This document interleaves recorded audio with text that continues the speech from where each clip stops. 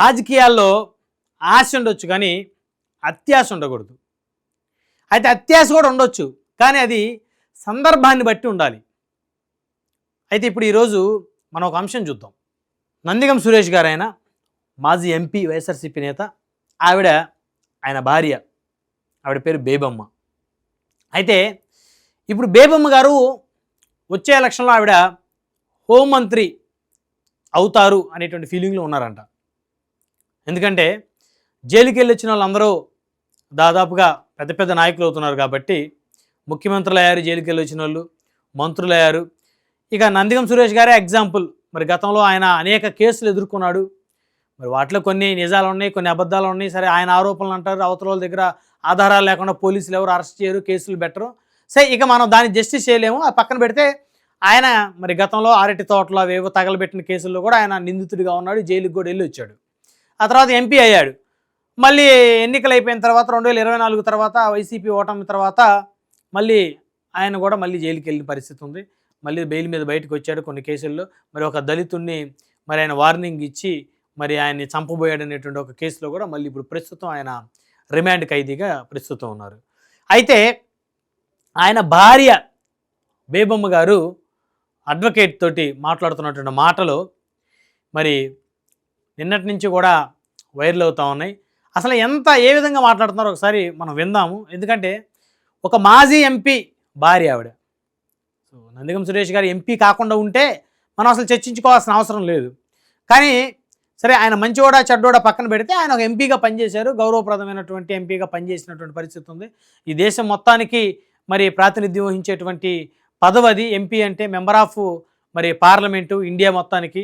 So వారికి దేశంలో ఎక్కడికి వెళ్ళినా గుర్తింపు ఉంటుంది, ఒక ఆంధ్రప్రదేశ్కి పరిమితం కాదు. సో కాబట్టి అలాంటి కుర్చీలో కూర్చొని వచ్చినటువంటి నందిగం సురేష్ గారి యొక్క భార్య పోలీస్ అధికారుల గురించి, వ్యవస్థల గురించి ఏ విధంగా మాట్లాడుతుందో ఒకసారి విందాం. రెడ్డోడు బయటకు వచ్చేసాడు, కమ్మోడు బయటకు వచ్చేసాడు, అందరూ బయటకు వచ్చేసాడు, ఒక మాదిగోడు తప్ప. నిజంగా అంటే అది మీరు చాలా ప్రెస్టేజ్ గా తీసుకున్నారు. నేను మీరు ఎన్నన్నా నేను ప్రెస్టేజ్ గా తీసుకున్నా. మీరేమన్నా అనుకోండి, నాది కాబట్టి అవన్నీ మర్చిపోతే నేను బేబమ్మని నెక్స్ట్ హోమ్ మినిస్టర్ గా చూడాలంతే. అయ్యో, ఆయన ముందు అనేరు లేకపోయింది. లేదు లేదు లేదు, ఇది ఇందాక లాయర్స్ కూడా ఇదే మాట అన్నారు. మీరు అనుకుంటున్నాక మన కోర్టు ఎదురుగా నిన్న ఒక ఒక కానిస్టేబుల్ గా సిఐ అయ్యాడు అన్న దగ్గర, జైలు దగ్గర నన్ను బొమ్మ ఇజ్రాయెల్ అన్న ఇంటర్వ్యూ పెట్టమన్నా లోపలికి కదా, వాళ్ళు ఇక్కడ పెట్టరు కదా. వేసుకున్న ఒక రౌండ్ మువ్వ వేణునో ఏదో వాడి పేరు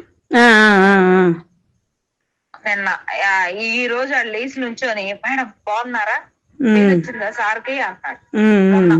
మొన్న జరిగిన దానికి నాక మీరు నెక్స్ట్ హోమ్ మినిస్టర్లే మేడం, మీకేం బాధ లేదు. ఇవన్నీ కాదు, నేను ఎప్పుడు చెప్పాను నీకు ఈ మాట? అన్నయ్య అరెస్ట్ అయినప్పుడు చెప్పా. అంటే ఏంటి నా మీద కోపమా, మా ఆయన మీద కోపమా మీకన్నా? లేదు మేడం, రాష్ట్రం అంతా మాట్లాడుకుంటుంది. కాకపోతే అలా అందరు చెప్తుంటే ఏదో తెలియని ఆనందం పెంచదాన్ని. రాష్ట్రం అంతా మాట్లాడుకుంటుందంట ఓ పోలీస్ ఆయన చెప్పాడంట, పోలీస్ అధికారి. మళ్ళీ పాప ఆయనైనా గౌరవంగా మాట్లాడిందేమా, ఈడు పోలీస్ అధికారిని రాష్ట్రం అంతా మాట్లాడుకుందంట. అంటే అతనేదో అబద్ధం చెప్పాడు, రాష్ట్రం మరి ఎవరు మాట్లాడుకోవట్లేదు. ఈ యొక్క కన్వర్జేషన్, ఈ రికార్డింగ్ బయటకు వచ్చిన తర్వాత అందరూ ఫన్నీగా మాట్లాడుకుంటారు, అది వేరే విషయం. సో రాష్ట్రం అంతా అంటే తప్పు లేదు, అవ్వచ్చు. అంటే ఆవిడని హోంమంత్రి కాకూడదు అని, హోంమంత్రి ఏంది చీఫ్ మినిస్టర్ అని అవ్వచ్చు, తప్పేముంది. వారు ఒక పార్టీ పెట్టుకొని బేబమ్మ గారు రాష్ట్ర వ్యాప్తంగా ప్రజల్లోకి వెళ్తే అవ్వచ్చు. కానీ ఈ కేసుల్లో అరెస్ట్ అయ్యి తన భర్త జైల్లో ఉంటే ఆవిడ బయటకు వచ్చి నిన్న పోలీసుల మీద కొద్దిగా హడావిడిగా నోరేసుకొని వారి మీద మాట్లాడటం అదేమీ పెద్ద గొప్ప విషయం కాదు. బేబమ్మ గారు ఈవిడ నిజంగా ప్రజల కోసం పోరాటం చేసి మరి ఆ పోరాటంలో భాగంగా అరెస్ట్ అయ్యి కేసులు బనాయించుకొని జైలుకి వెళ్తే అలాంటి పోరాట స్ఫూర్తిని ప్రజలు నిజంగా ఇలాంటి ఆవిడ చట్టసభలో ఉండాలని కోరుకుంటారు. బట్ మీ భర్త గారు చేసినటువంటి కొన్ని పనులు ఏవైతే ఉన్నాయో చట్టానికి వ్యతిరేకంగా ఉన్నటువంటి పనులు, కాబట్టి వారు కేసులు ఎదుర్కొంటా ఉన్నారు, రిమాండ్ ఖైదీగా రిమాండ్ ఎదుర్కొంటా ఉన్నారు. సో కాబట్టి ఆయన్ని చూడటానికో ఆయన పరామర్శించడానికో ఆయన వెంట వెళ్ళినటువంటి మీరు పోలీస్ అధికారుల మీద ఇష్టానుసారంగా మీరు మాట్లాడారు. సో దాన్ని చూసి చాలామంది మీలో చాలా ధైర్యం ఉంది, మీరే హోంమంత్రి అవుతారు, రాష్ట్రం అంతా మాట్లాడుకుంటున్నారంటే అంటే మీరు హోంమంత్రి అవుతారు ఏ పార్టీ నుంచి అవ్వాలి? అంటే రేపో మాపో జగన్మోహన్ రెడ్డి గారు కూడా జైలుకి వెళ్తారు అని చెప్పి చర్చ నడుస్తూ ఉంటే మీరేమో ఇక్కడ రాష్ట్రం అంతా మాట్లాడుకుంటా ఉన్నారు మేడం, మీరు హోంమంత్రి అవుతారని చెప్పేసి పోలీస్ అధికారి చెప్పారంట, సో దానికి నేను ఫిదా అవుతున్నాను అని చెప్పేసి మీరు మాట్లాడుతున్నారు. భగవంతుడు రాయాలి మేడం, మనుషులు అంటే కాదు, దేవుడు రాయాలి మన రాతలు. మీ దేవుడు రాసేసాడు, మీరు నెక్స్ట్ హోమ్ మినిస్టర్ అంతే రాశాడు మేడం. ఆవిడ నోరు వెళ్ళాదన్న రాసా మేడం. దానిలో ఈ రోజు లాయర్లు ఏమన్నారు తెలుసా, మీరు నమ్మరు, ఆయన బయటకు వచ్చిన తర్వాత బేబమ్మదే హవా సాగుతుంది, జగన్ బేబమ్మకే టికెట్ ఇస్తాడు, ఇంకా ఈయన సేవ చేసుకోవాల్సిందే లోపల ఉండి సురేష్ గారు. చూసారా ఆ మాటనే ఖండించట్లా ఆవిడ.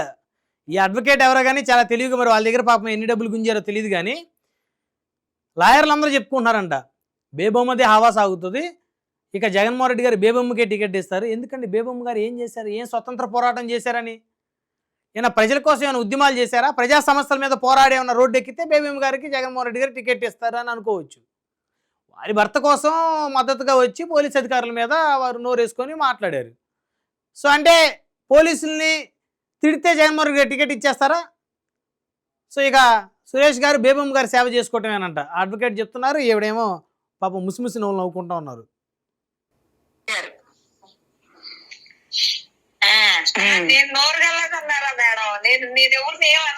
మీరు అనలేదు, మీ ఇంటర్వ్యూలు మాట్లాడుతున్నాయి, నేను ఏదో ఏడండి మేడం అంటే జూమ్ పెట్టినా కూడా కంట్లో కన్నీళ్ళు కనబట్టలేదు కానీ తుడుచుకుంటున్నారు మీరు. మేడం ఏడవండి అని సజెషన్ ఇచ్చా, ఇలా మాట్లాడండి అని. మీరు ఏం చేశారు? జూమ్ పెట్టినా కూడా దొరకట్లేదు. ఏమన్నాడు సతీష్, ఏమన్నాడు తెలుసా, సాక్షి సతీష్ కొంచెం ఆమె ఇంటర్వ్యూ చేసినప్పుడు జాగ్రత్తగా చేయకుండా ఫ్లెక్సిబుల్ క్వశ్చన్స్ అడుగు సతీష్ మేమంతా. విన్నారా? తన భర్త జైల్లో ఉన్నారు, సరే ఆయన తప్పు చేస్తున్నాడా తప్పు చేయకున్నాడా అనేది న్యాయస్థానాలు నిర్ణయిస్తాయి. తప్పు చేస్తేనే అక్కడ దాకా వెళ్తాడు, తప్పు చేస్తేనే ఆధారాలు మరి ప్రైమరీ ఇక ఎంతో కొంత ఎవిడెన్స్ ఉంటేనే కోర్టు రిమాండ్ విధించేది. తేలిగ్గా గుడ్డిగా తీసుకొచ్చి ఎవరు పడేయరు ఆయన జైల్లో. ఎందుకంటే ఆయన వల్ల ఏమీ కూటమి ప్రభుత్వానికి ఏం పెద్ద నష్టం లేదు.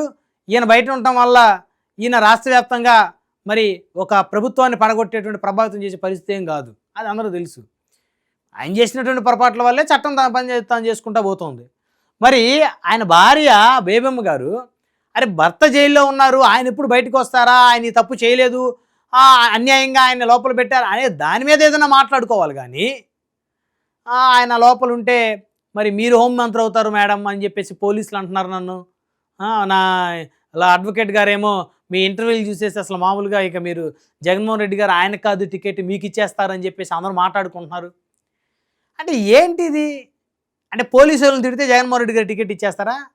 మరి నోరేసుకొని లాజిక్ లేకుండా ఇష్టానుసారంగా బూతులు మాడితే జగన్మోహన్ రెడ్డి గారు టికెట్ ఇచ్చేస్తారా?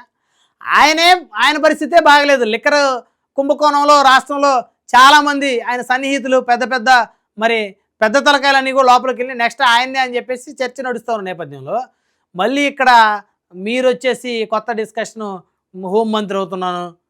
హోంమంత్రి రావాలంటే ముందు వైసీపీ అధికారంలోకి రావాలి కదా. వైసీపీ అధికారంలోకి రావాలంటే మరి చాలా ఉంటాయి ప్రాసెస్, అవన్నీ చేసుకోవాలి, ప్రజలు మీరు మెప్పించాలి.